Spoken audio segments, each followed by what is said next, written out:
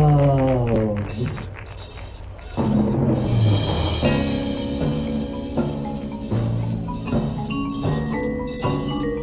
It's the beat of the heart, and everything's going to the beat.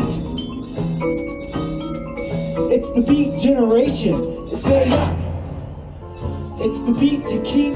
It's being beat and down in the world. My old time way down. Let me take you down, 'cause I'm going strawberry field.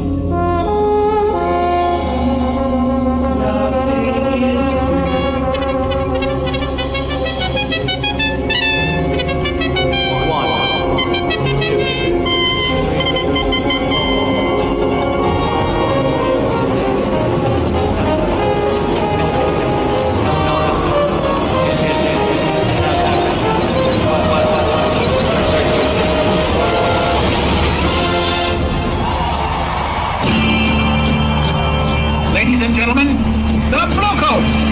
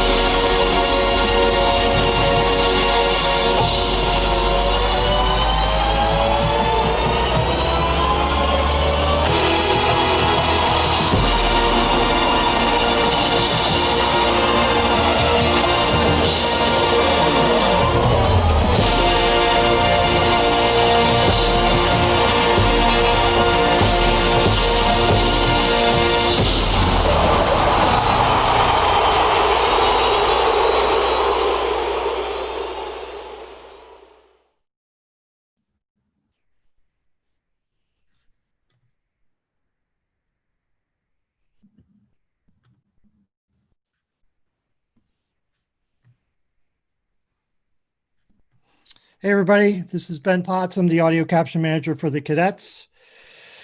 Before we jump into our discussion and our panel, I have some housekeeping stuff from the organization. Obviously, thanks to Denise Bonfiglio for supporting all of these. Our COO, Justin Moore, who works all the behind the scenes for not only this one, but all the live presentations, and Brad Martin for all the promotional items socially. Check out the 34 store at 34store.org, where you can purchase cadets apparel and other gear, as well as find a great selection of marching instruments, accessories, flags, and guard equipment. And there's plenty of audio equipment on there as well. If you are a wind, brass, or percussion player, make sure to sign up for our Cadets Virtual Clinic coming up on July 30th through the 31st. Students of all ages and abilities will be able to work with Cadets battery arranger and program facilitator Tom Unks and Cadets Brass Caption Manager Dr. Matt Stratton. For more information and to sign up, go to cadets.org/edge. Spots are filling up, so register today. We do these live broadcasts for free for our fans and alumni, but the cadets can always use your support. So please go to donate.cadets.org to make your donation if you can.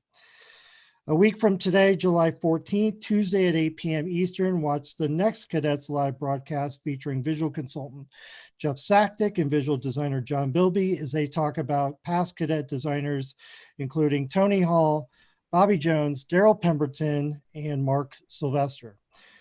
The following week, 2 weeks from today, July 21st, also at 8 p.m. Eastern, watch as Jeff and John chat with many of the current DCI visual designers, including Mike Gaines from Santa Clara, Leon May from the Boston Crusaders, John Vanderkoff of the Bluecoats, and Richard Hinshaw of the Cavaliers. The Cadets live broadcasts are always available at live.cadets.org on Facebook or YouTube.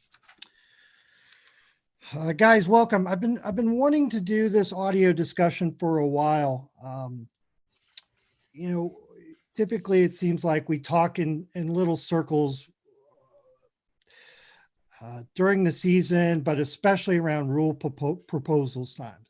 And we talk in little conversations, and while we're in the big room talking about the proposals, we're never talking openly. And as I've come back into the activity, I'll rewind my past. I used to teach feet and dots way back when, stopped that in 06, went off to school, got a recording arts degree, music business degree, and I've eventually found my way back into drum corps. I've come to the conclusion that, more education needs to be poured out to members, to our other educators, to designers, to administration, and not just us. Audio for the activity. And when I say the activity, obviously we're DCI tonight, but much of what we will talk about will spill into marching band and indoor. I don't want to think otherwise. Audio can be really cool. It can be creative. It can enhance the music. We've seen that with the Blue Knights do a great job of that. We heard that with the Bluecoats at the end of that 5-minute countdown. That is just one of the best audio moments that I can think of. That's why I put it on there. Sound and audio can also help out an environment, and we see that with the Blue Stars did that really well last year. The Crossmen did that really well last year. We see audio and sound used as effects, and Boston did a great job with those last year. Cavaliers did a great job with those last year. So all these great things, but at the same time, audio can be confusing, and it can be risky, and it can be intimidating, and it can be expensive, right? And a lot of times there's much confusion on why is stuff so expensive? And ultimately it can just be a turnoff where somebody's like, I don't know about it. I don't want to know about it. I can't, it's hard to understand it. It's hard to learn it. So I don't want to have anything to do with that. So hopefully tonight, the takeaways are, maybe some advice on something to try with your group, maybe back home. I think you'll find with audio that there's many different ways of approaching something or solving something. Whereas if you're teaching like marching in this activity, there's probably 3 styles really, and maybe variations on something. When I'm a panelist on this type of thing, or maybe it has to do with my career field with audio mixing for TV and documentary stuff, I usually start my answer with saying, in this particular situation or within that project, we had to do this other than this. So why I say that is if you're looking for a dead straight answer, you may not totally get that tonight, and that's okay. Let me go into the intros of everybody because I want to get to the panel, and I'm just going to go in alphabetical order, and I have my list because these guys have quite the background. Aaron Beck is the audio systems designer for the Bluecoats. He is also a business development sales engineer for Solotech. His past projects include Cirque du Soleil, Michael Jackson 1, Viva Elvis, and the Beatles' Love. Evan Brown is the sound designer for Phantom Regiment. Currently, he is the educational marketing manager at Personas. Evan, thanks for being with us. We know you had a big day at Personas. You guys just dropped a new product today, so one more thing on your schedule. His past and current projects include Kiski High School, Matrix Indoor, the Cadets, Oregon Crusaders, and the world famous Dartmouth High School. I had to say world famous because Tom Unks will give me points. Michael Woody Dunwoody. Woody is one of the audio and sound guys for Blue Devils. He is the former national director of audio staffing and training at VER. His past clients are Mary J. Blige, Janet Jackson, Gwen Stefani, Jay-Z, The Roots, and a little band named Maroon 5. Pete Healey is a professional audio advisor for many drum corps, including Carolina Crown, the Cadets, Santa Clara Vanguard. Pete is the senior account manager at Solotech. No, Solotech is not sponsoring tonight's presentation. That'd be awesome, but no. His past clients include Luke Bryan, Kelly Clarkson, Mute Math, Three Doors Down, and the incomparable Hank Williams Jr. Finally, Lloyd Puckitt. He's the manager of audio at Santa Clara Vanguard.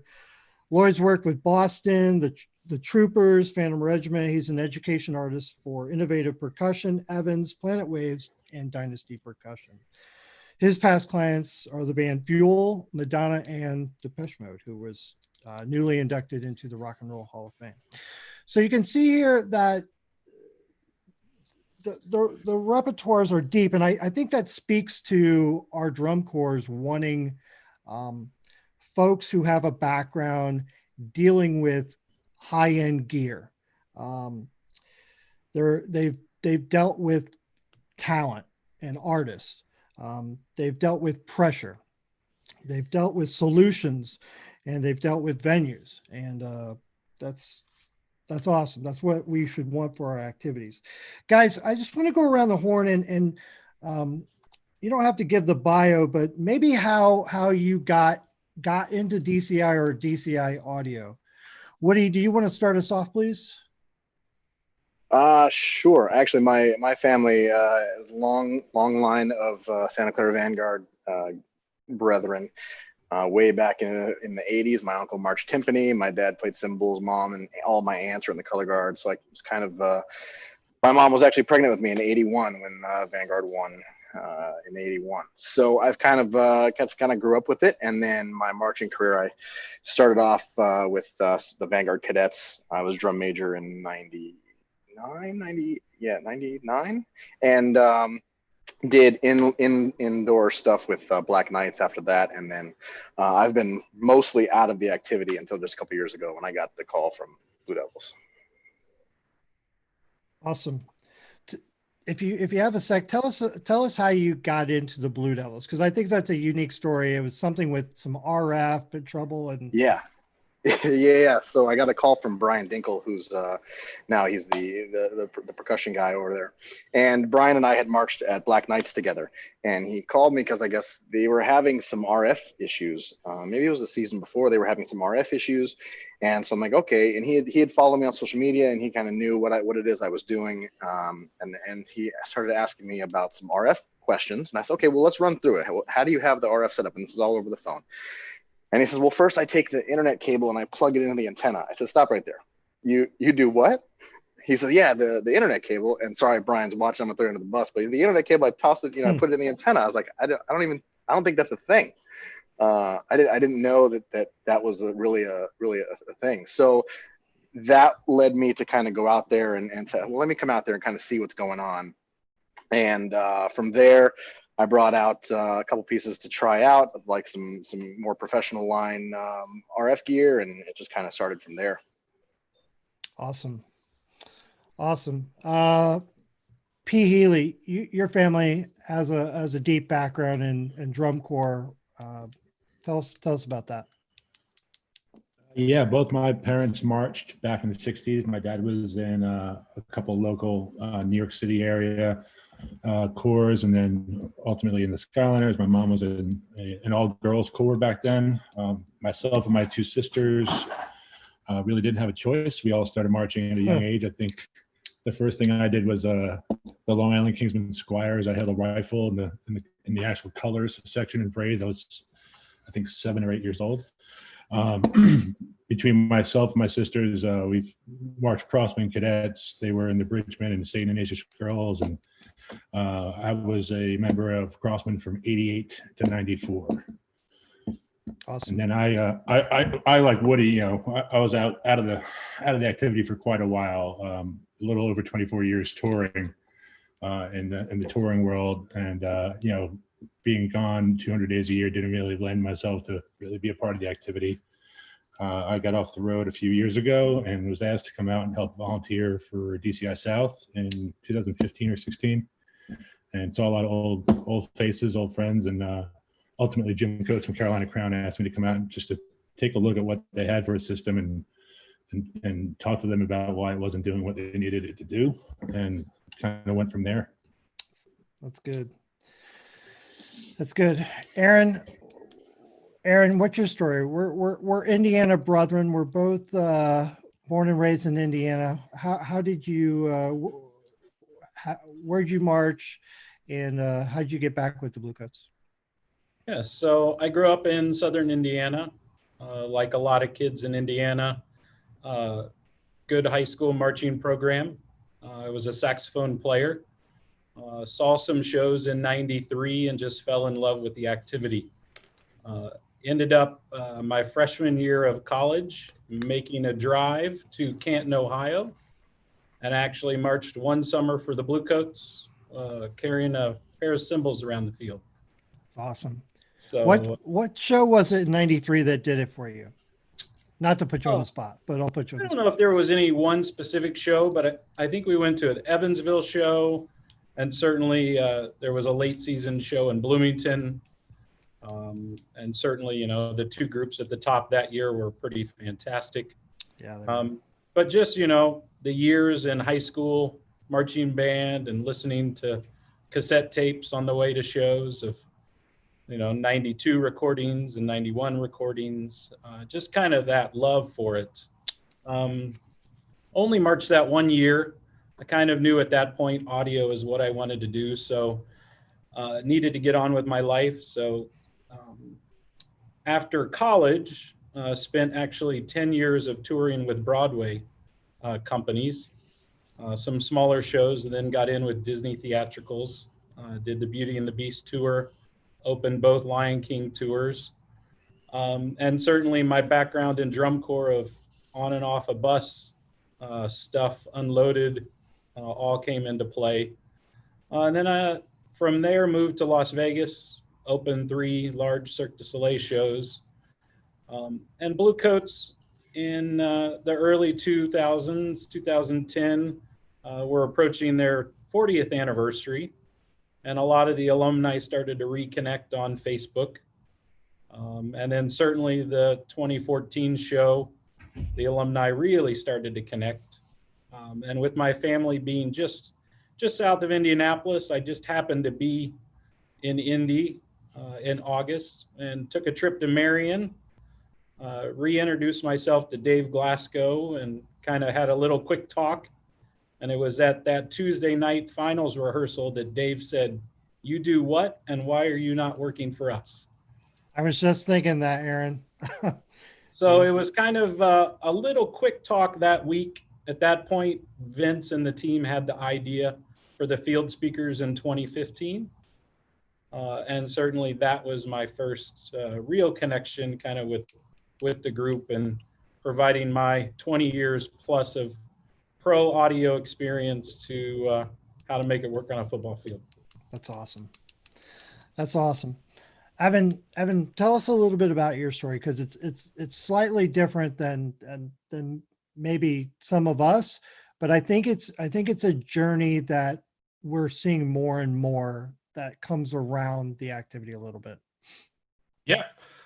So I guess the first thing is I never marched drum corps. It was always something that I wanted to do. But life throws different things at you. When I had that opportunity, I was also gigging in a cover band in college and trying to build my career at the same time. So, life throws different things. But long story short, I did marching band in high school and college.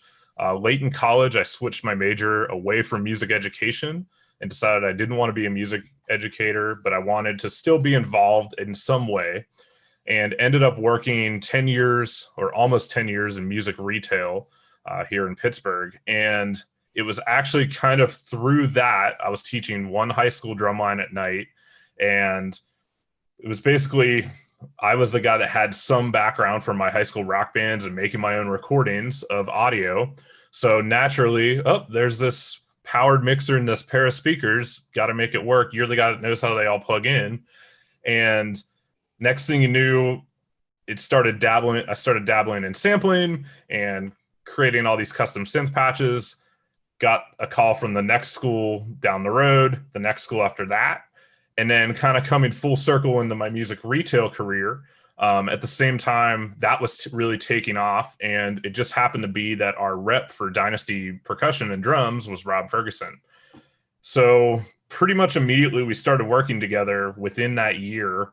And it was kind of, the rest was history. Like, things really started taking off, getting involved with all of that, getting involved with Matrix, and then got involved with the Glassman in 2011 and 2012, and then was out of the activity for drum corps for 2 years. And I had pretty much thought the ship had sailed, like that part of life was over. It was cool while it lasted. And then I was sitting at work one afternoon in late September in the fall of 2014 and got a call from Rob saying, "Hey, I'm going to Regiment. Are you in?" And been there ever since. Awesome. Lloyd, tell us about your journey to Santa Clara.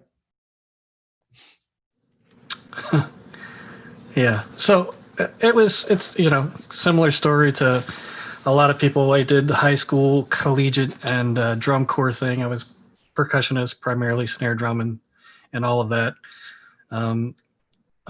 After that is when I got into the studio and my audio career began. This is back in like 85 or so. And then I continued on with that all the way through to, I don't know, like 2002 is when I finally really officially stopped being in the music business. And then I did some computer networking study at the end of that, and did a little bit of work with some friends in that field. And in 2009, got back into teaching because I taught a little bit when I was young at the high school level, and wanted to do that again. So I taught, and it was for a winter group, and the audio was being set up, and I just thought I could help. So I did, and that kind of opened the floodgates. And through a mutual friend, got a call from Paul Rennick in 2010 when he was at Phantom. That worked out relatively well. When he went to Santa Clara the following year, he asked me to go with him. And then from there, I've just worked with some other corps along the way, and here we sit. Gotcha. Lloyd, for somebody who's watching this presentation tonight and they want to do more with audio in our activity, or they're a member and they want to do this, there's not too many schools that are out there where you can go and learn this. There's a few.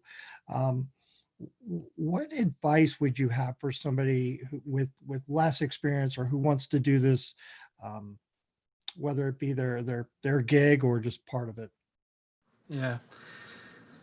Well, I think ultimately the thing that makes anybody, probably looking at this group, you could probably say the same thing, but any young person coming up through the system, and I've seen quite a few when I was in the studios.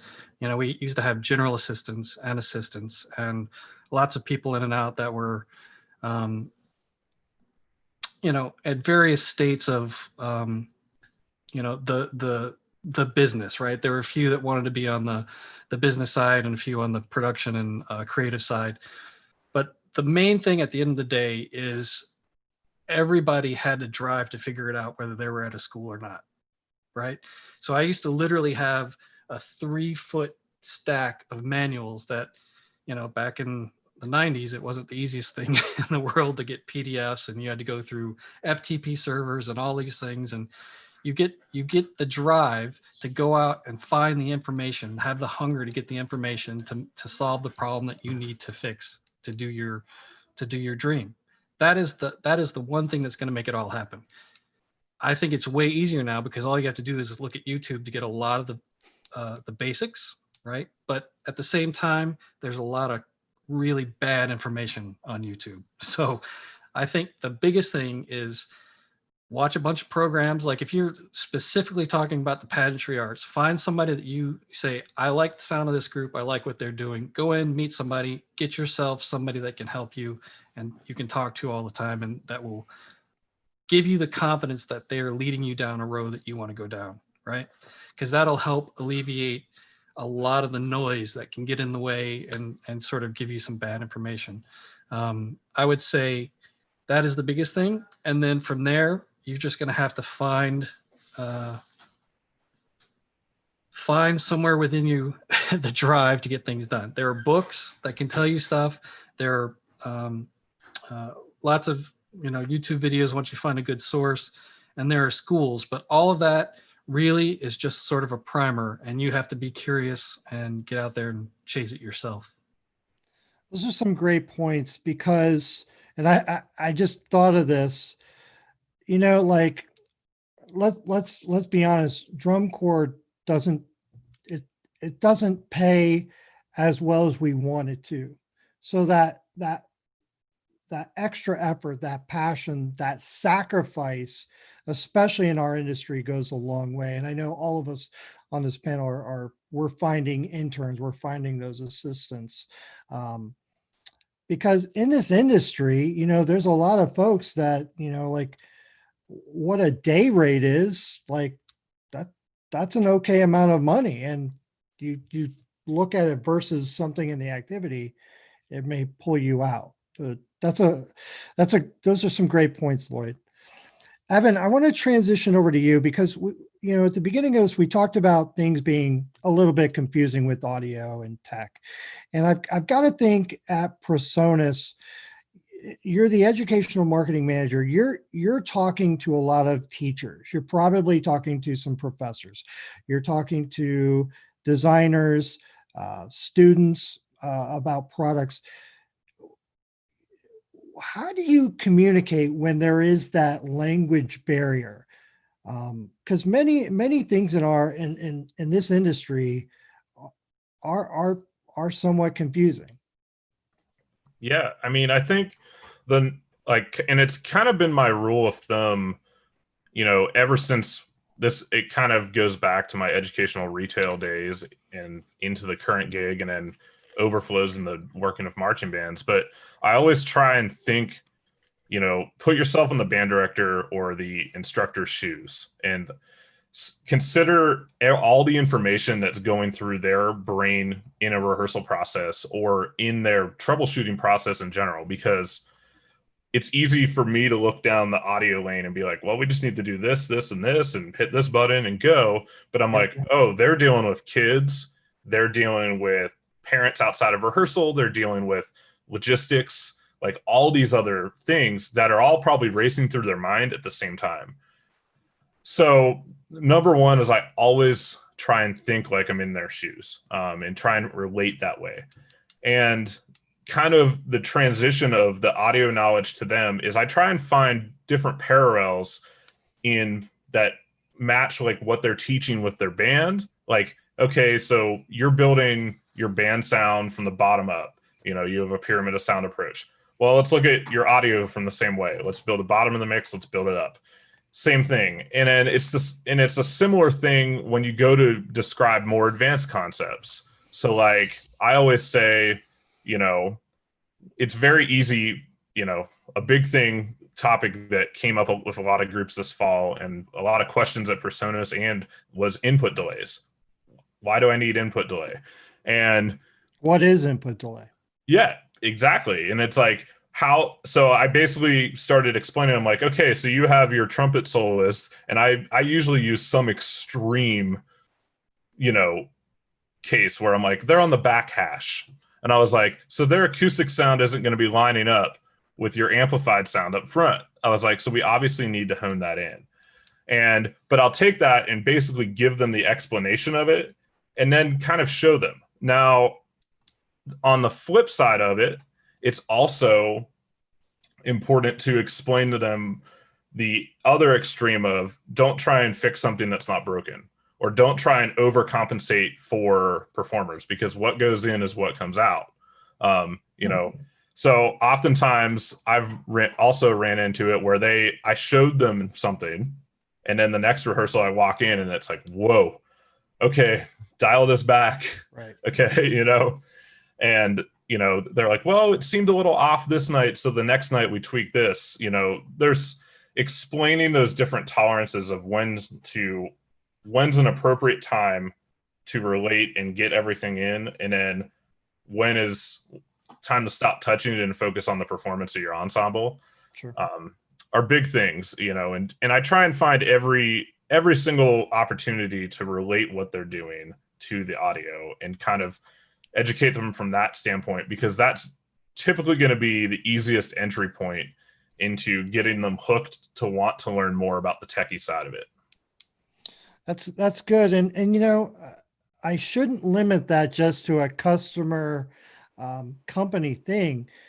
Those language barriers live in our activity. They live within our organizations sometimes, where you do have to explain a little bit of science to how sound travels and other things. So that's really good. I think if you're watching this, you can use that information you just said back home. Totally flipping topics, and I'm going to put on my like fanboy hat here in a sec. Aaron, arguably Bluecoats 2019 goes down as one of the most iconic shows for DCI. It's the stage design, it's costuming, it's visual design, it's music choices, it's the audio, it's all the things that I want out of a show. You know, you're sitting at the brainstorming table and somebody pitches, let's do Beatles. Like, how does that look from a sound standpoint? I mean, are you just on fire with your thoughts? Obviously, I mean, talk to this. Your background with the Cirque Beatles show plays heavy into it. But I've got to think too that, you know, when I think of the Beatles, obviously I love the music. We all love the music, but the Beatles are one of those groups that changed the game with music. It changed the game with how music's engineered, how it's mixed. It changed the game on how we listen to it. So I've got to think, on top of just the cool factor, throw out like what we're trying to do for drum corps.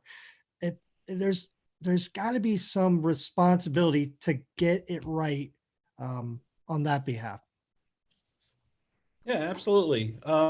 So like you said, I've been very fortunate now to work on two major projects, the Love Show and then the last year's show. But I would say for Bluecoats, last year's show was kind of a culmination of 4 or 5 years, really, of growth, of, you know, going and expanding from just a drum corps show to a fully produced show in all aspects. My role with Bluecoats is a little different, just from the standpoint of I don't get super involved on the creative side. My role is truly audio systems designer. So I like to kind of ask the questions of, well, why would we want to do that? Looking back at the progression, Bluecoats 2015, we had the why of we wanted to replicate on-field amplification from those locations. That was the why. We progressed with field speakers, 2015, 2016, 2017, and we got to 2018. 2018, we still had field speakers, but really that year, looking back, we didn't have a why. So I would say for the groups out there, start with the first question really being why. Too many groups, I think, try to do things just because they think it's cool. And when it comes down to it, we probably need a couple speakers to amplify the synth and the front ensemble. And if we can't really focus and make that right, then we definitely don't need to get into field amplification or soloist or wireless. Too many groups, I think, try to tackle way too much. Aaron, let me interrupt you. Like, I love what you're saying because, and we're jumping ahead a little bit to a topic I want to get to, and we're not going to dive in now, but I do think there's that perception of if they're doing it, I should doing it. Like, I can't go downstairs in my closet and put on my Jordan 3s and go dunk balls. I just can't. So I need to learn why I should do that. Sorry, keep going. Yeah. So specifically last year when we were coming up with that concept, we didn't have the why for field speakers. So if you notice last year, there are no field speakers. But my job as audio system designer really is to support the musical design team, brass, percussion, electronics, and to give them the biggest box of crayons that they can use. If we think back, really, audio and drum corps might truly only be 4 or 5 years old. Certainly, we've been doing it for longer, but we've been doing it all with the same things from 2008 or 2000, what, Evan, 2004? 2004 was first. Yeah. From probably 2004 to even the first year I was back watching 2014 finals, I was shocked at some of the things I saw on the field. The question to me being a mixer, why is everybody mixer in the pit? How are you supposed to adjust the levels if it's on the field? So really, when we talk about audio and the activity, it's truly 4 or 5 years old. I agree. And it's funny, I have all these notes around, and that's one of my notes is like, 04 this started, but really the activity, and I don't want to say all corps because I can't speak for all corps, but most corps have now, and just now, and I agree, 5 years, embrace what audio can do for the music and what the show is, and that support. That's a great thing because it's easy in drum corps to have these agendas, or like audio team has their agenda. The agenda is to support. Yeah. So certainly last year my role was to try to provide those tools to the team that they could run and be creative as they want to, and use my experience and background to make the best technical choices and help them out with some of the details that in the past have been missed. Yeah. We're finally now using proper power locking connectors. We're using better quality cable. So my role certainly with the Bluecoats is to kind of provide, a 64 box of color instead of a 12 box of color that we had before. Yep. Man, that's so good. I mean, proper power. I mean, it's not only to suffice what we have out there, but it's also a safety thing. We don't think about that, but we do. and that's why we're here. Pete, I want to keep going on this idea about the design process. And Pete, you and I, when I was barely consulting for Crown in 2019, I was introduced to you, and we had these great conversations about when to talk about audio in the design process. How does it fit into the design process? Why should it be in the design process? Because something Aaron's alluding to is these afterthoughts of audio, and it's an, oh, by the way, this is where we want the speakers, or, oh, by the way, we need a microphone. And those afterthoughts can have a very hurtful impact into the program or the music. No, yeah, absolutely. And I really commend Aaron on what he's built with with the Bluecoats. And, I would say, from an audio standpoint, most of us probably all have the same level of fundamental education in audio. And that's really where I think a lot of the activity is missing the mark. You can't arbitrarily make decisions about audio. Hold on. You can't cheat. So arbitrarily means, like, to me, and I want to be careful about this, but folks who don't have that knowledge or education should not be making decisions. They should be asking us, hey, what about this? Sorry, Pete. Exactly. No, exactly. At least find out the information to make an informed decision, right? It's, audio comes down to physics and math. You can't cheat them. You can't take a product that's designed to be a monitor wedge and cover Lucas Oil Stadium with it. It's never going to work. And getting that level of just basic fundamentals up through the design team, so that they don't need to be an audio expert, but they need to know when to stop what they're doing in the lane they're in and ask a question, or have someone there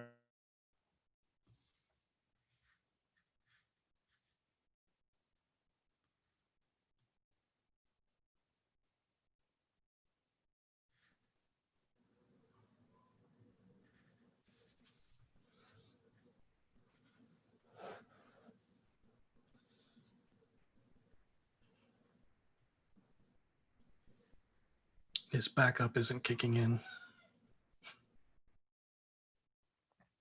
All right, so it wasn't me. It was No. All right. But I had to say something because it was really tense there, and I couldn't quite tell if we were still live. So I just All right. Hi, Where everybody. good job, Lloyd. Where did we lose Pete on that? Because I thought I was frozen too. So we're talking about the design process. And I don't want to speak on behalf of designers, but we've probably all been in a position to be asked to be involved with the design process. I think it's also asking the questions of what can we do, I think it's also us saying, have you thought about this? Because most times folks don't know that there's a certain thing that the mixer can do, or a certain rack unit can do. Some Sorry, folks. I lost you guys. No, it's okay, Pete. We were talking about just the questions to ask in that design process. So Pete, I don't know if we missed it, but like this starts pretty early. Maybe this isn't a part of the design process where, everybody's sitting in the hotel for 72 hours and we're listening to CDs and CDs of music. No. But where does that start? I'm not sure where I dropped out. What I'm saying is, it doesn't need to be that the design team are audio experts, but they need to be able to know when to ask the question of someone that has that depth of knowledge, and or have someone that has that depth of knowledge just be a part of, a monthly or bi-monthly meeting, and that, they're staying in their audio lane, percussion staying or music staying in their lane, visual staying in their lane. They may not know, hey, if we do this, it's going to cause this problem for audio. So someone that can just raise their hand and be like, hold on a second, that's not really going to work out the way you think it's going to work out. Yep. Because a lot of that does have to do with power and physics and science. And although something might be really nice aesthetically, it's impossible to pull off with a 3-minute setup. Anything? Yeah, and even to the point of, you can't start with the PA at the 35 and then be like, hey, we're moving the PA out to the 20s because we want to do something else visually. Audio doesn't work that way. Yeah. And those are just, those are simple questions to ask, rather than just do yeah. Anything else with that, Pete, before I switch topics?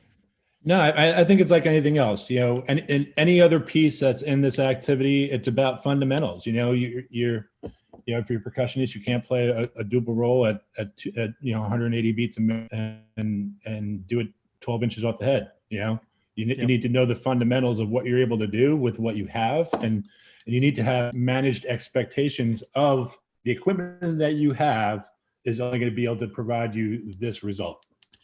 Yep. And I would say, Pete's dead on. We're an activity of details.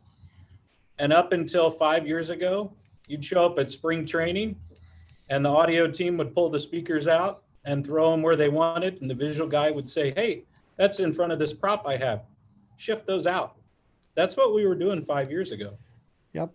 Now we have CAD drawings. The designers, the visual team knows, the music team knows exactly where every piece of equipment's going on the field, but it's totally brand new. Yeah, I would say audio needs to be part of the show from the start. It can't be, here's our show, now let's put audio on it. Yep. So even more reason to involve the audio from the beginning. And that's not us being selfish over here. That's us having the open hands to say, let us help you. No, exactly. And very much, like Aaron was saying, he asked the why, the way I've asked some staffs is, what is your intent with this? The audio has to be purposeful. You can't just be like, oh, we'll fix it with audio. Well, how? What's your intent? What is the result that you're looking for? And then it's finding a way to reach that result. Yep. So I want to get back to this topic. I want to hit Woody with one thing, and then I want to get back into this because I think this is important.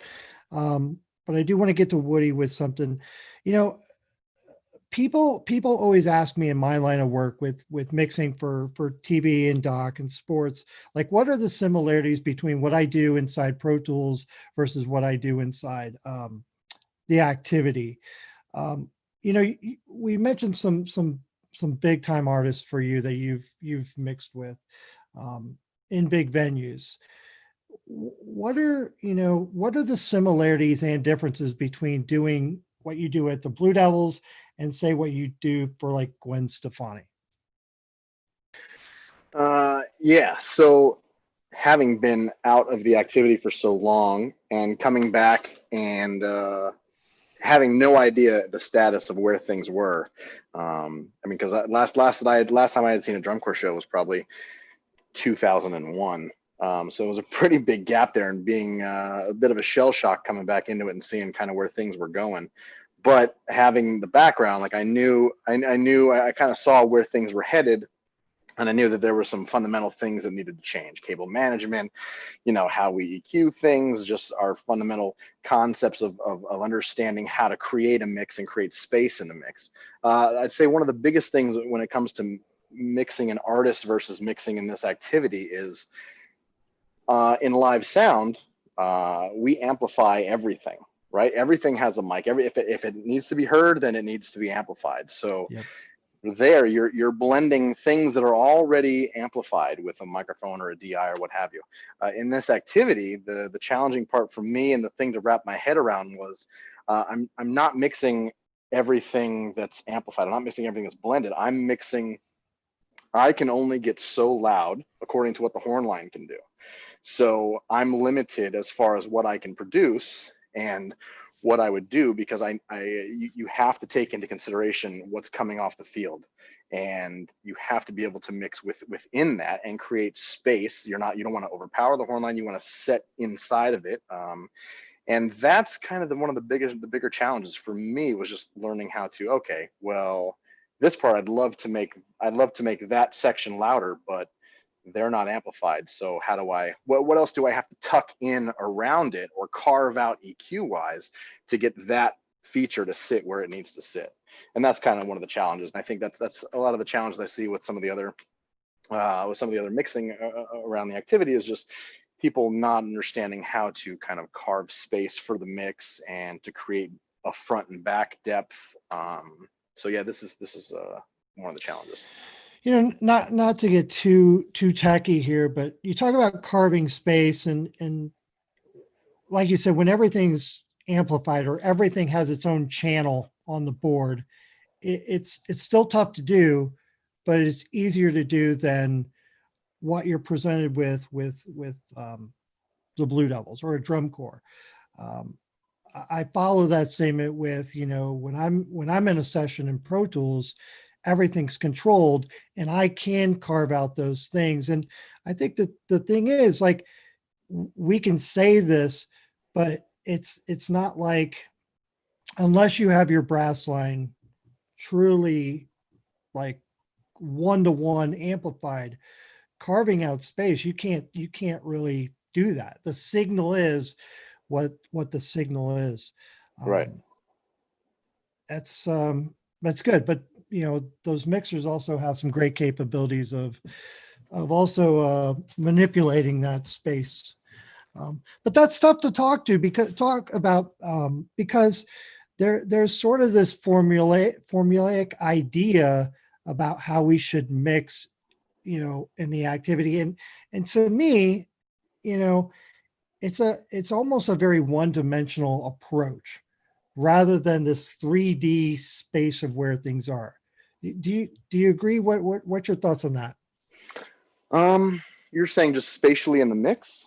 Yeah, it's very top to bottom. It's very per the score. Not that that's wrong, but when you do want more of that wall of sound that you can get in a venue, and maybe Pete, you can speak to that too. How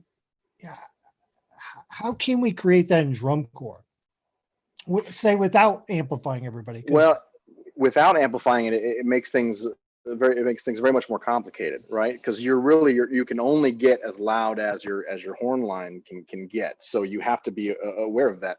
I mean, you can just throw the shotguns up to 12 and blast everybody, but that's not fun for the audience or the judges, right? So you got to be very much aware of what it is that you're amplifying. And if you have just if your horn line can create a wall of sound on their own and you can fill in around that and support that, all the more power to you. But if you can't, just because you have the top of the line speakers doesn't mean that you need to exercise their full potential. Yep. Pete, anything on that? Yeah, I mean, I think it comes down to, it's again about intent. Is the intent to be natural and use audio as sound reinforcement of what's happening on the field, or is the intent to put on a rock show? I think there's people that go both ways in that. So there's ways. I look at the mix in the activity more as being similar to something that you might see if you're working with a symphonic group, or where you're working with an orchestra, where you might put up some area miking and you're really just doing actual sound reinforcement. So yep. The key then is you can't take, and it gets back to gear too. You can't take the product that's designed to go a 30 or 40 foot throw on its high frequency and we can't hear it at the box, let's turn it up. But now you have an unstable product, relatively close to a whole lot of condenser microphones, and everyone's like, hey, it's feeding back, or it's too loud in the front. And, it's utilizing the right tools to do the job and reach that expectation that you have.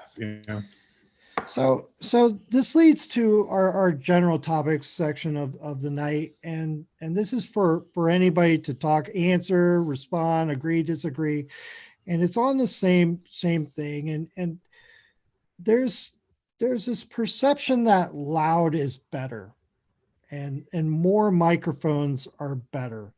You know, pulling back the drum corps thing into the marching band thing, like a lot of what the drum corps do, other groups just cannot do.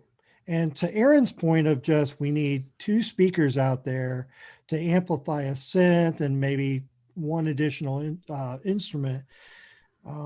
There's merit to that. So I want to talk about, like, you know, there's the perception of my group is not being taken seriously if I don't have microphones. Anybody want to grab that? I think with great power comes great responsibility.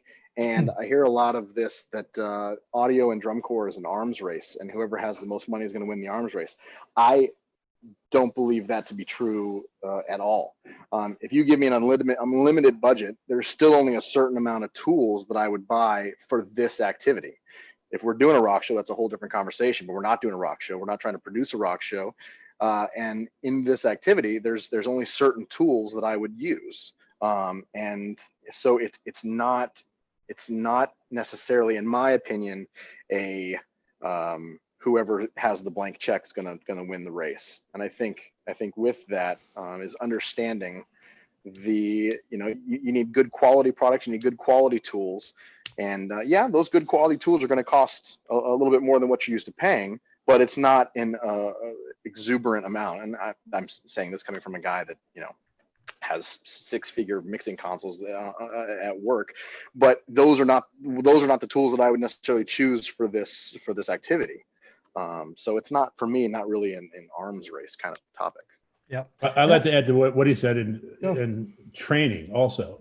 I think that's where the boat's getting missed a lot is, you know, you can buy XYZ system from XYZ vendor. If your staff doesn't know how to operate it properly, you will not get to where you need to be. Yep. And I mean, you're gonna be dangerous with it, honestly, like in a bad way. Yeah, and the equipment only goes so far. You know, we could spend $500,000, but go look at some of the pictures of the staff of the audio teams last year at finals. The top groups are now investing in that department. 5 years ago, it was a front ensemble intern who was asked to get behind the mixer and run the show. The top groups now have a designer, a consultant, 3, 4, you know, staff that rotates. It has become a legitimate thing. And no matter how much you spend in equipment, if you're not investing in your resources of your people and the time for them to do their job, it's all useless. Yep. Absolutely right. Yeah. And, you know, if I can, to pat Aaron on the back, I mean, one of the things that they do with their group is they have, you know, actual audio driven ensemble rehearsals. That audio is in control of the rehearsal. You know, I think there's a lot of people in the activity that their brains would explode if you mention that. Yeah, when I'm on the road, the brass guys hate me because I don't want to hear an Aaron Valve rep. It does absolutely nothing in the limited time. So when I'm there, expect to play full out the entire time, because that's the only way we get better and have more chances to adjust the overall blend of the ensemble. It's a great conversation, and it's probably a newer conversation for most groups to have with the involvement. There's such a hierarchy with drum corps, and I'm not saying that's a bad thing, but I think with what we can do to help out, because we're there just to help make it sound better if we can. Anybody else on the loud wars, the arms race? Well, I can chime in a little bit. I can tell you that for sure. If you gave me the unlimited budget, my equipment wouldn't look very different at all. And as Aaron's been saying, that the last, you know, the development that's come to this last 4 or 5 years, I think has been a good thing. Everybody's been upgrading, and there's a certainly an investment, a large investment that's going into that, but it's investing not so much like if you look at some of these stacks and you go, oh my God, they must be loud. And it's exactly the wrong reaction that most of us are looking for. I want you to think, I bet they sound really good, right? We're trying to make that quality difference so that the performances that these kids are, the members are creating on the field deserve to sound really good, right? And so the effort to put speakers across the front of the field so that we can create this environment that matches what's going on with the show, that's all. It looks like it's a bunch of power, and if they were all on, it would be pretty loud.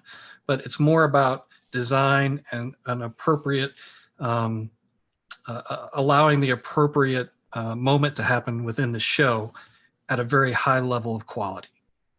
That, I think, is ultimately what's happening. And if you're standing on the outside of that and you watch Santa Clara or Blue Devils or Bluecoats and all of that equipment flies in, and you're having a tough time in your core, you're going to probably see it and go, they're going to win. And it's not about that. It helps bring the show across, and I certainly won't argue that, but it's not. You could take any one of the top five's equipment and bring it to another group that isn't ready for it, and it's not going to help, right? So having a very basic 2-speaker system that sounds great, as Aaron said, is key one, and then it's just about getting better and better. It's not really about loudness at all, and that's my 2 cents. I agree with that, and balance and blend is still important. Whether we're at piano or forte, obviously, if there's an effect moment and something needs to cut through, we can cut it through. More times than not, that's a balance thing. That's a balance issue. Like Woody was saying, if everything was amplified, we could do whatever we want, but we have to balance to the acoustic sound. So whatever that moment is, okay, it may require a bit of a loud synthetic audio moment, but it's really based off the acoustic thing. So it's not a war, it's just a balance. Go sit up in the box and listen, it'll probably come across really well, as opposed to, oh my God, that's so loud. A blend. And right? I think what Lloyd is saying is really important too, because you look at some people's reaction when they see some of the top groups systems, which are pretty much all line arrays now. And like Lloyd said, that their reaction is like, whoa, that's going to be really loud, and it has nothing to do with the volume; it has to do with coverage. So, I would say you roll in, something from 8 years ago. The experience in the first 30 rows is going to be way louder than the experience with what you get from some of these newer systems that are out. These professional level systems, and that gets into a whole nother Pandora's box of another topic, So Pete, it's a good talking point, because like you said, drum corps, there's probably 5 or 6 groups that are using the array, and then everybody's using point source. If you go to Grand Nationals in November on a typical year, out of the 90 bands, 85 of them have point source. Give us a little quick definition of point source versus array, and maybe pros and cons. So I mean, with a point source system, because the majority have point source. That's my right. So well, like you said, the majority of groups in both DCI and activity do still have point source. To do the objective of audio in any idiom is to have even coverage throughout the listening experience, and to have even coverage at a place like Lucas Oil with a point source system would require so many boxes per side, to be able to achieve that goal. And then you slide in that, we're using a consumer level or prosumer level product that is designed for a club, So like I was saying earlier, then they're like, well, we can't hear it in the box. Okay, well then go turn it up. And then, and I've said this to a bunch of folks, now you have the first 30 rows of the stadium are decimated with volume to try to get it to the box so that the judge hears it. And that's using point source. That's using a point source product. Because to do it properly and have coverage, you would have 8, 10, 12 boxes aside of a point source product of a different quality level of point source product that is logistically impossible for the activity to move around. So say, and again, majority has point source, right? Right. So if I know that problem's going to happen, I'm not going to reach the box, right? Physically, scientifically, I'm not getting there. What can I do with those? Not getting there at the quality level that you're wanting to. It's going to get there. Gotcha. It's just not going to be what you want it to be. You see a lot of groups that will angle them up. Is that myth or mythbuster? What is it? Depends on the dispersion of the box. What is the vertical and horizontal dispersion, and that goes back to what I was saying earlier. You can't cheat the science, and you can't cheat physics and math. And that would be the height and the distance back, correct? That would be the height of the pattern as the speakers, as the audio comes out of the speaker, the width of the pattern and the height of the pattern. I guess I'm saying the wider that is, the less it's going to travel before it starts having very large incremental drop-offs in the high frequency, which is where all the intelligibility is. So, you look at the line array systems, you're now able to be at a much lower volume per box, but all the patterns are much tighter so that they actually throw further. So when you're at the box, you're able to hear that detail right there in your face. And then when you're in the first 30 rows, you're not getting slaughtered. But I've said it over the last several years. If you go see a concert or a show, where do you want to sit? In the middle of the room. Where are our judges sitting? The back row.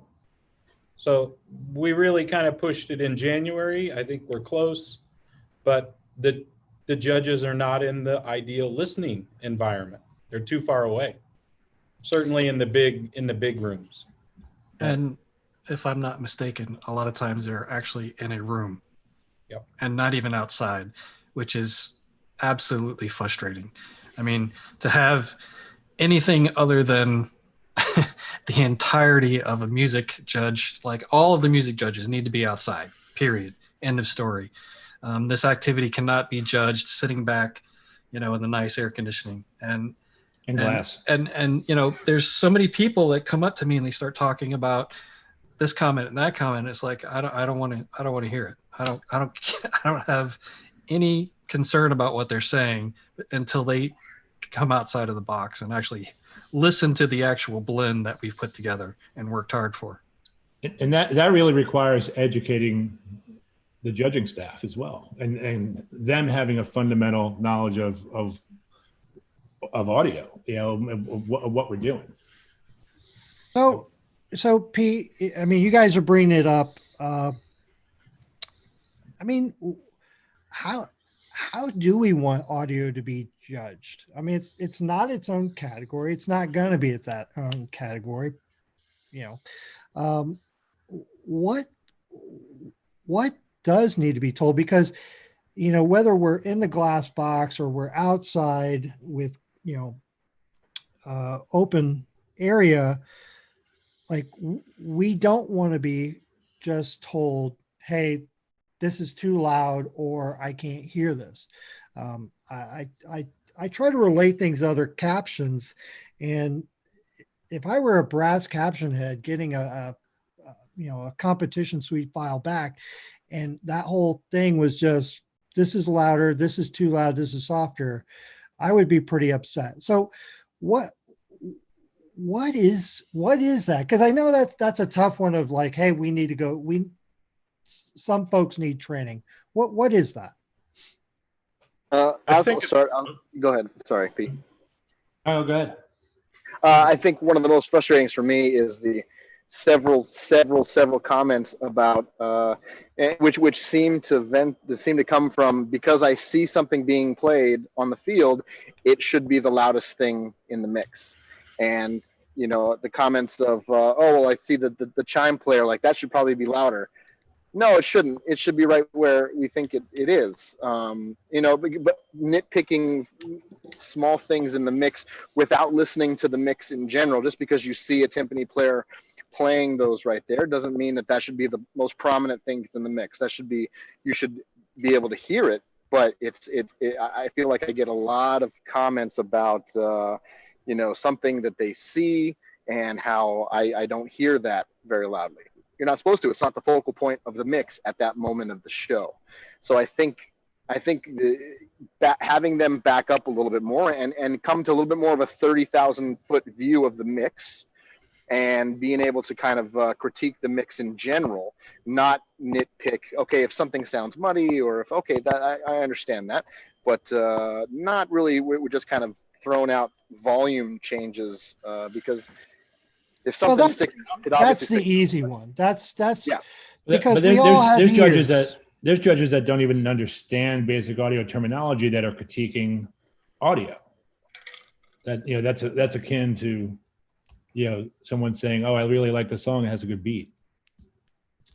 They have no knowledge of how the song was crafted and what goes into it.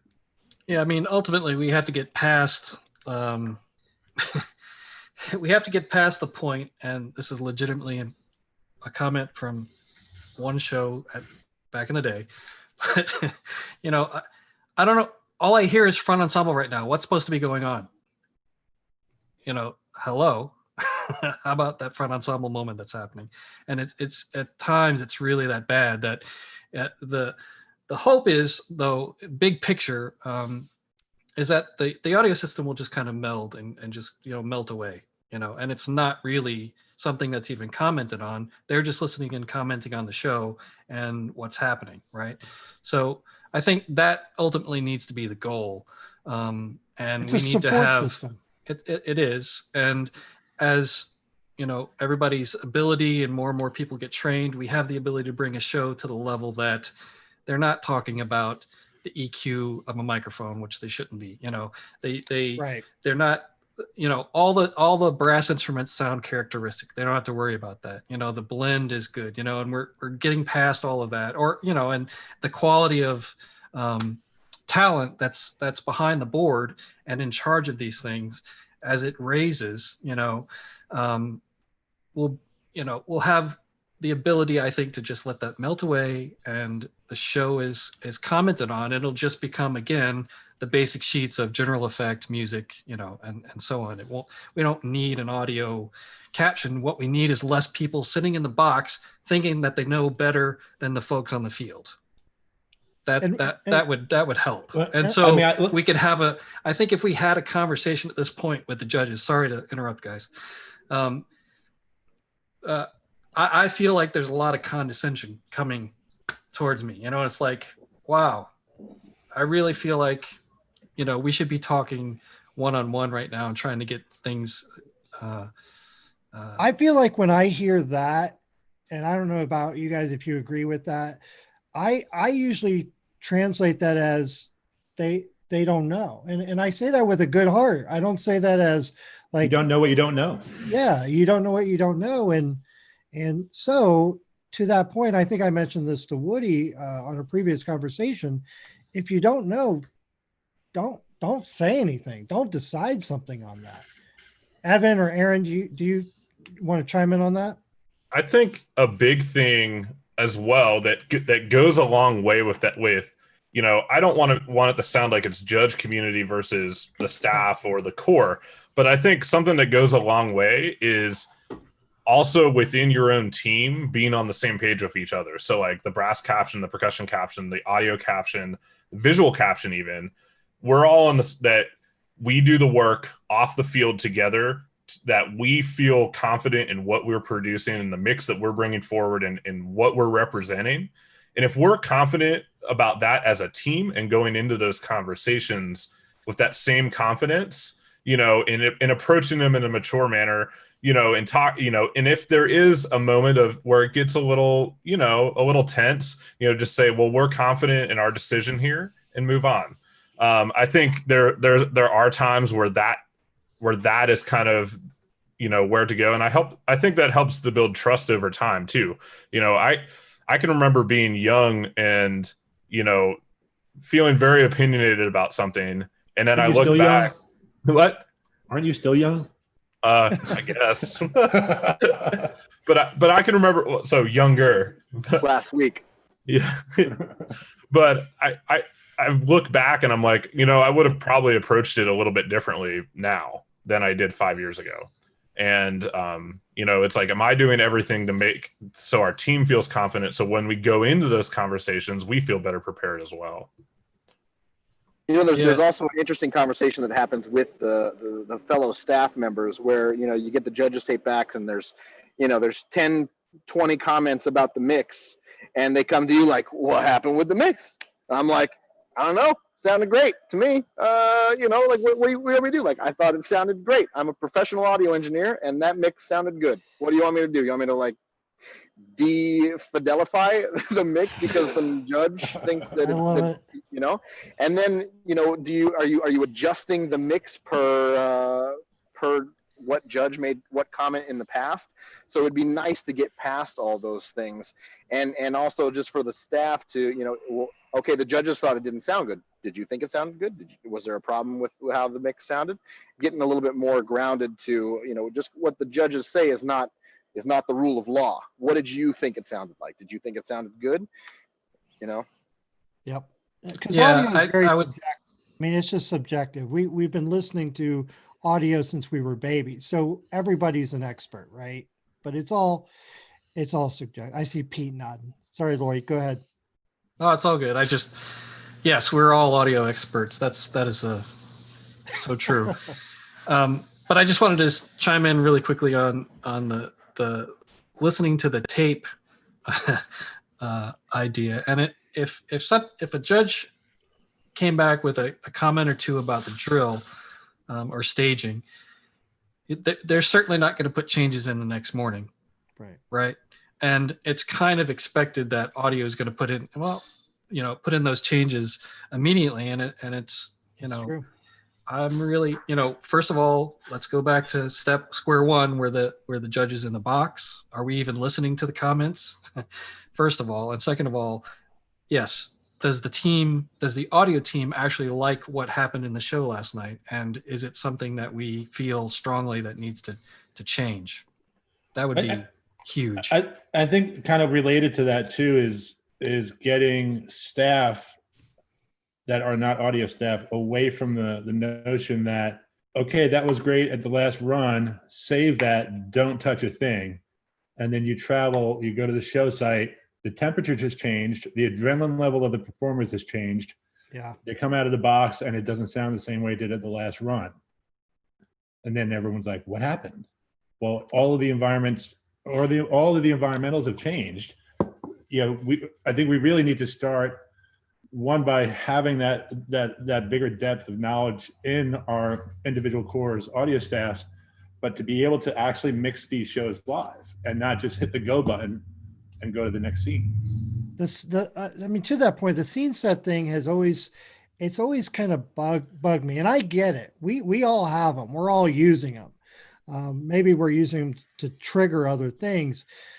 They get you close. You still have to have fingers on faders and we're dealing with live humans. Yep. Right. Yep. Even more so to have a really good mixer up top, rather than somebody who's just doing this with the iPad because this person said to, and obviously there's that give and take, and there's going to be, hopefully that's built on trust rather than just kind of hierarchy, Aaron, anything? No, certainly my background, theater, I never wanted the audience to notice the audio. Yeah. I did my job when it sounded natural.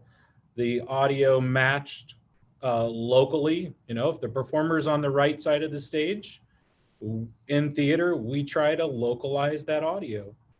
So just trying, like Lloyd said, to get to the point where we're just judging music.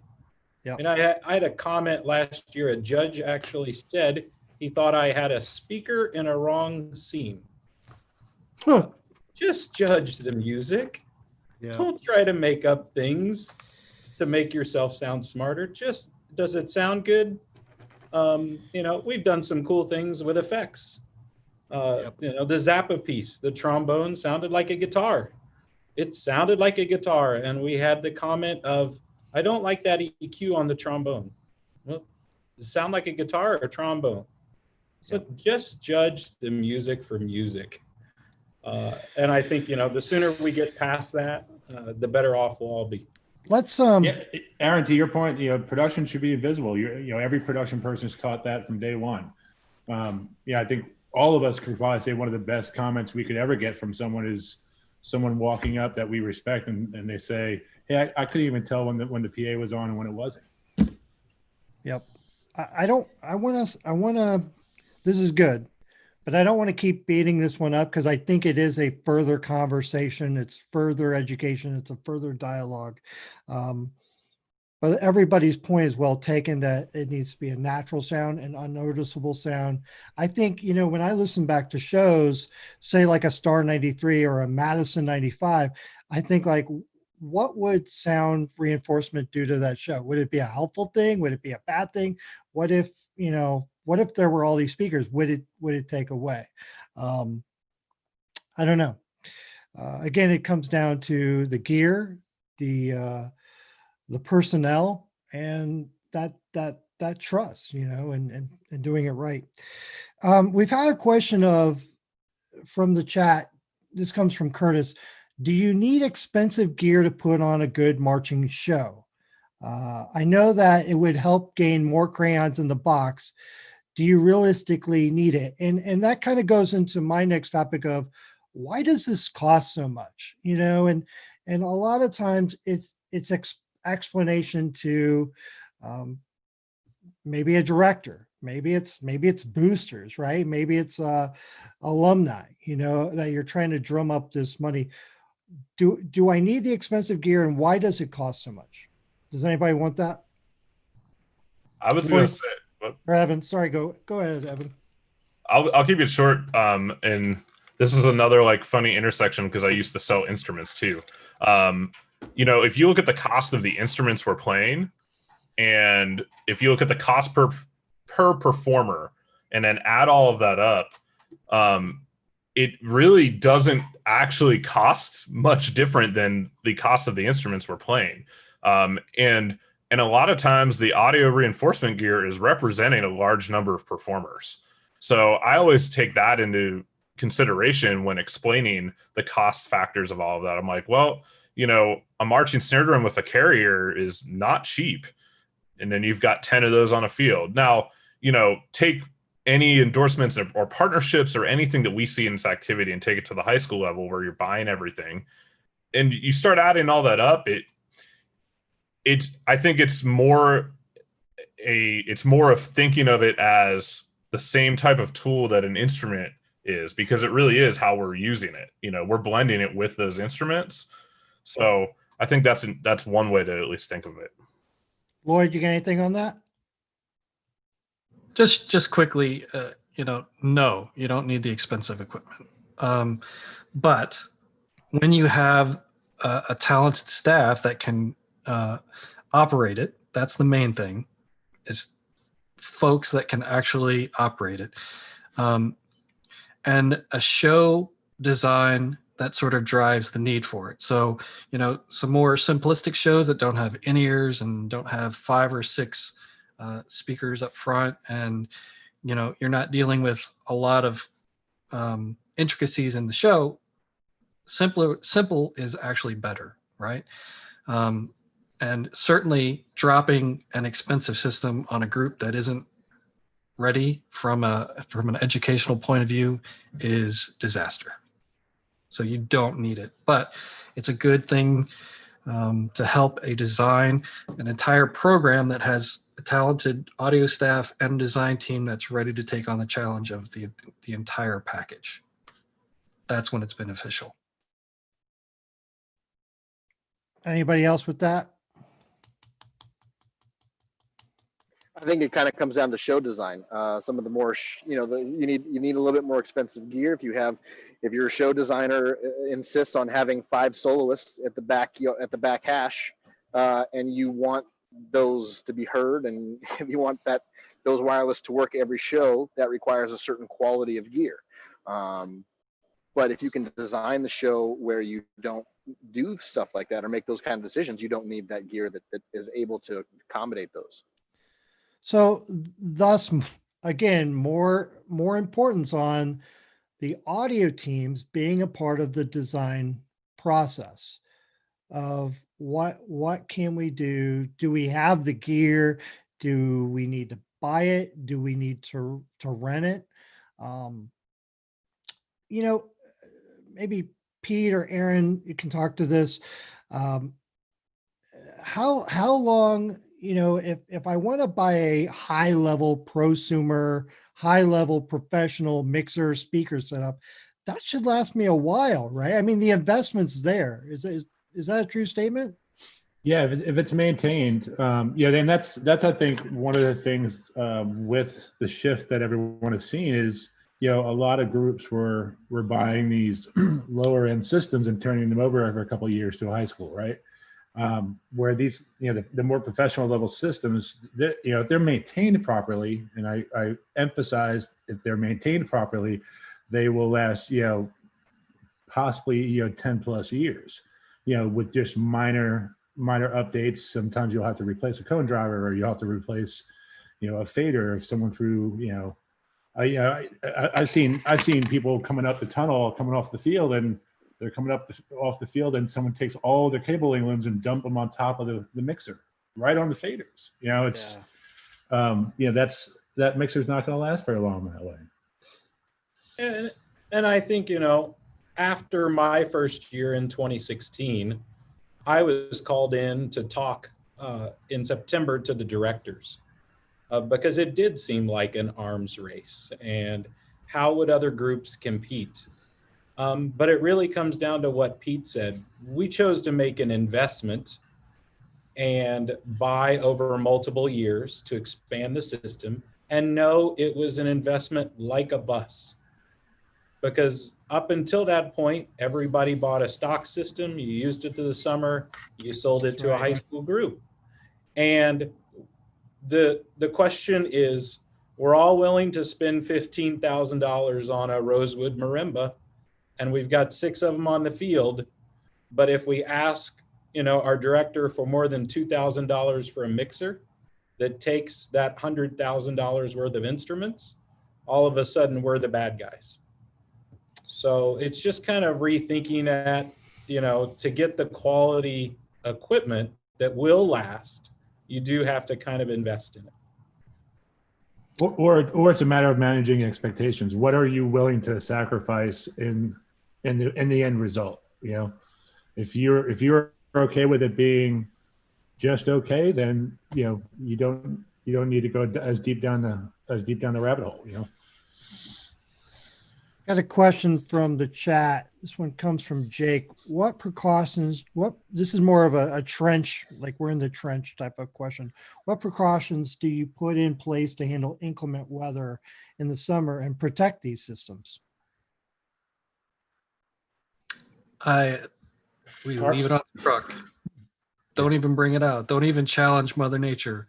Leave it on the truck. And that obviously is another thing, it's another thing about the key word here is trust. If the audio department doesn't have the trust of the staff and the core, these decisions all become harder, right? But all I have to do is say, we're not taking it out, and that's it. We're not taking it out, right?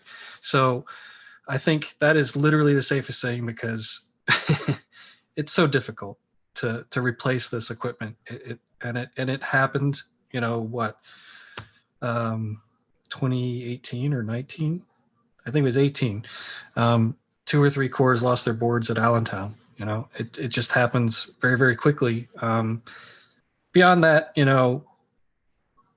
always have people, if the weather is, when it's going to be sunny and you don't have to worry about things. But if you're taking a walk, that the storm is coming, you start immediately looking for bridges, any place that you can go to, you've got tarps and all of the simple things taken care of.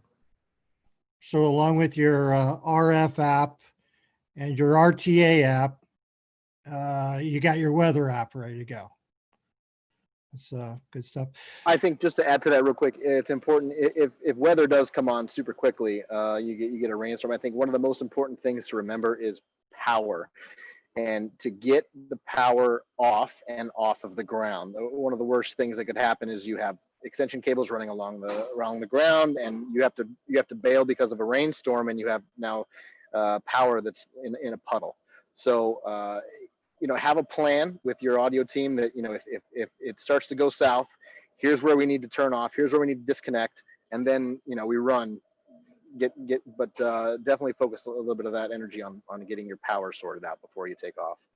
And Yeah, I mean, even touring, when I was just first starting out touring, you're often one of the guys that just deals with pulling cable all day, and even basic training for inclement weather then is bagging all the ends of every connector, and getting everything off the ground, like Woody's saying. It's a lot of it's basic common sense. Even the largest tours in the world have high action weather plans for inclement weather, and they'll clear out a football stadium and make everyone go under the stands if there's lightning within 5 miles. That's a lot of that stuff I haven't seen very much of in the activity, because everyone's just so focused on pushing through and getting every last minute they can. Woody, I would take your comment one step further with talking about safety to the entire group. I'm talking members, because we probably don't talk about safety enough in the activity. And I'm not talking so much about hearing protection, but that's also important. But when there is, maybe it's not rain, maybe it's dew, right? In the mornings, like there is electricity to this, there's power to this. There is the opportunity for something bad to happen. Another question we have, this one comes from Steven. What about speaker frames and carts? How do you argue for programs to purchase that gear on top of their pro audio gear? Because a lot of times we will forget what we need to push it out, right? Yeah, the carts you need are going to be really dependent on the type of speaker you have and the type of venues that you're going to be playing. If you don't have the proper tool to deploy your system effectively, then there's no point in having the system. And I think the secondary thing would be, you spend all this money on this investment, you got to protect the investment. I always a lot of my friends are guitar players, and I always say, you're not going to buy that amazing Strat, that vintage Strat that you spent years tracking down, and take it on the road without a case. It goes the same way. We're not just going to toss the mixer on a shelf of a truck or let it bounce around on something. It's really kind of protecting the investment as it goes down the road. Anybody else with that? All right, figured in as a cost of the piece of equipment, not as kind of a separate thing that it shouldn't even be decided whether, do we need that in a case or do we need that in a proper cart? Yes, you do. When it comes to speaker carts, a wrong speaker cart and a member pushing a speaker stack onto a field with the wrong cart that's very top heavy, tips over. It's a safety thing. So that cost of that proper speaker cart or that case for that piece of equipment should be just part and factored in as part of the cost of the piece of equipment. Yep. And to that point, I know back home, it's very, when I say back home, the marching band level, it's very easy to have that great band parent who can build something. But unless they're a professional with this, the cart is the thing. So it cooperates with the speaker, and it also moves how you need it to move in a very safe way. This question comes from Kate, and I'm not totally sure what we're asking here, but what are some good power sources that won't break the bank? I'm not sure if that's generators or power supplies inside the rack. Well, if it's a power source, it's going to be dependent on the system that you have. So that has to be calculated out while the system's being designed. so that you're able to make sure that you have enough power behind the system that you're not going to blow all the circuits on the breaker. And so it really depends on what system you're doing. All of that needs to be calculated out by how much current all of the product draws. There isn't a one-stop shop. All right, next question comes from Evan. We've slipped into the Q&A. It's great. This one comes from Evan. Is there a myth about audio that anyone comes up against with directors that they'd want to dispel? Let me read that again. Is there a myth about audio that anyone comes up against with directors they want to dispel? I'm not totally sure what's being asked there. I think I sort of can feel at least one part of that, and it would be that microphones make everything better. Yep. That is a myth. Microphones, if you have a soloist on a field without a microphone that sounds very good, you suddenly put a microphone on them and they may sound mediocre. And the reason is microphones are not ears. We listen very differently than a microphone does. The tonality and everything that the nuances that a microphone hears are very different than ears. So we can compensate for things that a microphone can't. So when a microphone is in front of a soloist and then is amplified, it's a much harsher judge of what's being played than our ears are. And so the idea that a microphone is going to make your band sound better is a huge myth that just needs to be stopped. Louder does not equal more GE points. Yep. If you can't hear something, the answer is not always turn it up. Right. Yeah, I think people think of audio as you can address it the same way you would address your home stereo or your car stereo. You can't just turn things up and down. They all live and breathe together. They all have their space. They all have to work off of each other in a mix. So when someone says, "Hey, that's too loud," maybe it's something else that actually isn't loud enough, or vice versa. It's not always exactly what someone perceives. Next question. This comes from Sue, and this is more of a maybe professional career, drum corps band. Would any of you peel back the curtains and talk about a time when something went horribly wrong?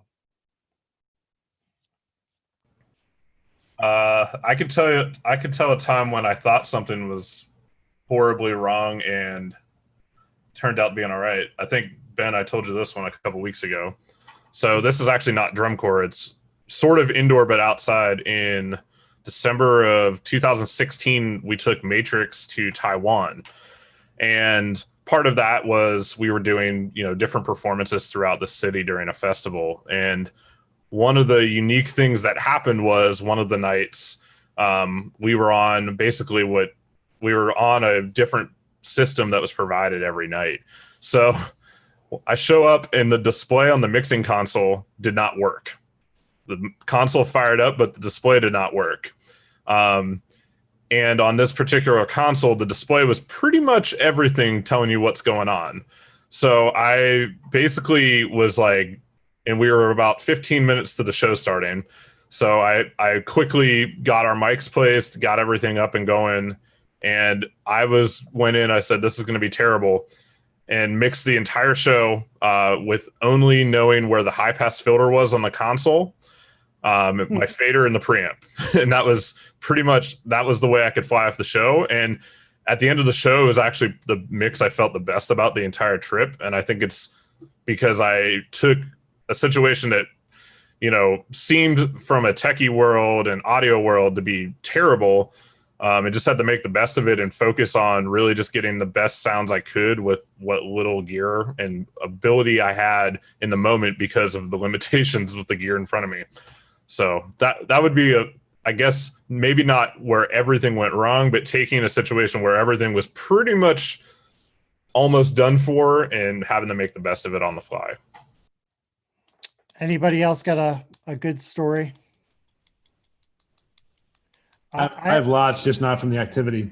Yeah. Well, yeah, and I would say those of us that do this professionally, whether it's 8 shows a week or 5 shows or 10 shows like Cirque, we're there for when the things do go wrong.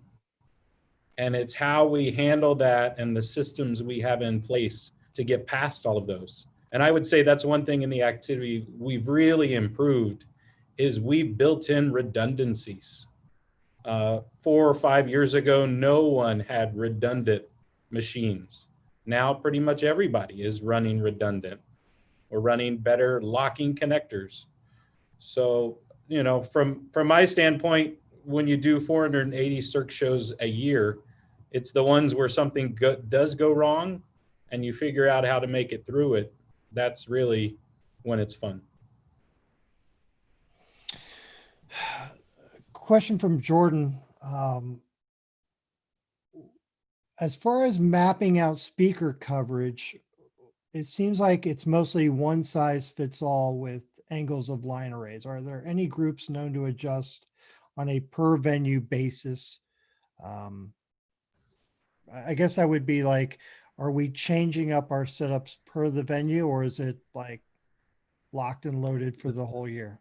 The systems that we've worked with cores on are set up. The angles are adjusted every day, so they go in every day and they have laser rangefinders and they shoot the front set of front set of seats, the height of the wall. They do all of that and plug all that into the calculator system and come up with the angles for that venue, and that's then stored in a database so that they have a decent idea prior to going back to that venue the next year, where they'll be sitting at, depending on the position of the speakers. So unless it's a constant curvature array, all of the major line array products all have adjustability, and it's advisable to adjust per venue every day. We adjust every day too. And it's a good reason to get that better product because the technology does it for you. That's one of the things I really like about the Nexo system, Yamaha product, is that it does a lot of the thinking for you. We are shooting the arenas and the venues, but then it's doing a lot of the legwork rather than us like kind of putting it in.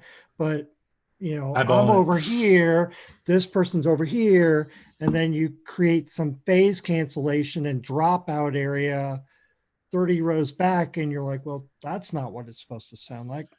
Yeah, but to be fair, all the major manufacturers for professional audio products have that same kind of capability in software. So, yeah, guys, I want to wrap this up, but I have one more question for you, and I don't want to.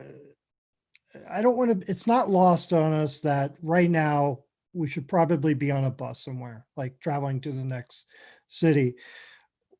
Like in a short response, what do you miss right now of not being on the road or not being, maybe it's connected to your phone to find out something, or what do you miss right now with it being gone? And I don't mean to turn this doom and gloom, but there's a realness factor of what's really going on. So any thoughts on that, of what you miss? Could be anything. I'll speak to that. So I was lucky enough to actually finish a gig today. That's why I'm here. I finished 15 minutes before this thing started. And the thing that I haven't done a gig since March, but the thing I missed most was just really getting the hands on the faders and making the music and working with the artists like that. That's something that I really just miss. And I'm fortunate enough that, a lot of my friends are not as fortunate, but I was fortunate enough to have a gig that I was able to kind of get some fingers on faders last couple of days. And it's been great just to throw ears back in again and dial up some mixes. Hear that. Anybody else? Yeah, just being with the team. You spend all winter theorizing and thinking about how you're going to improve and what new technology is coming out. Should we implement this? The talking and constant hours of thinking and trying to design the system that's going to be good for a long time and sound great and be relevant, whether you're with the group or someone else comes in with the group later, just taking care of that design process. And then finally getting the guys there and putting it all together and hearing it all come together and then solving the day-to-day problems. It's a fun, if you don't love that process, you're not gonna have a fun summer, but just getting going and listening to the talent of the members. Yeah. Well, I differ a little bit from the rest of the guys that, I don't work with a specific group full time, and I consult with a variety of groups just as a give back and trying to help elevate the audio the audio abilities and audio knowledge in the activity. So I don't go out as much. I go out just a handful of times, but being able to go out and deal with some of the design teams that let's face it, everyone that's everyone that's represented here, they deal with legendary staffs and legendary designers and people that a lot of us have known growing up or knew back in the day when we marched, and being able to work and collaborate with those folks and really be able to help them reach the vision they were looking for. It's just a really good feeling. It's really rewarding. Well said. I think probably the thing, I miss all of these things. But I actually just miss one, working with live performers. Because, for some, I know that I'm still working on other marching arts projects, but sitting at home working within a DAW and hearing artificial sounds or sampled sounds isn't the same as what we hear live. And I think the kind of part two of that is just watching the performers and what they do too, because ultimately they're what brings a lot of these shows to life at the core basis of it. And that's a really rewarding process for all of us. So, I'd certainly miss interacting with the performers, getting with our, the synth players, working with them on how to get everything up and going of their rigs. And then just watching at the end of the season when it all comes together and watch them come off the field so happy that they put an amazing product on the field. Miss that a ton. Aaron, anything? Yeah, just kind of what Evan said, to get 200 plus people to try to perfect 11 minutes of music over the course of the summer is something special, and definitely missing that this year. Well, guys, it's been a good night. Let me hit two things for the cadets real quick, and then we'll end this. Reminder: next Tuesday, July 14th at 8 p.m. Eastern, we have another Cadets live broadcast featuring the visual guys and the visual designers from the Cadets: Tony Hall, Bobby Jones, Gerald Pemberton, Mark Sylvester. And then 2 weeks from today, July 21st, 8 p.m. again. It's current visual designers of the activity: Mike Gaines, Leon May, John Vanderkoff, Richard Henshaw, and of course, John and Jeff. Guys, thank you. I think, to wrap, I love what you said at the end, because I feel like this group right here wants audio to do well in the activity. Sure, Lloyd, you want SUVs to sound great. Evan, you want Phantom to sound great. But I think there's a consensus that we all want audio to have this positive impact on drum corps. We talked about adjudication. That is something we need to talk about. And it starts with us having these discussions of just having open minds and hands that are just like, what can we talk about? What can we figure out together to elevate the activity, to elevate the music ensembles and the shows and the stories?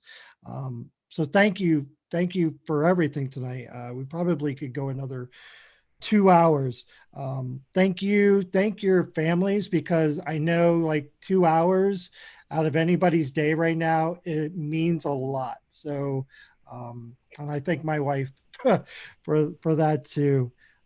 So Thanks, everybody, and look forward to next Tuesday with Jeff and John talking with the past cadets visual designers.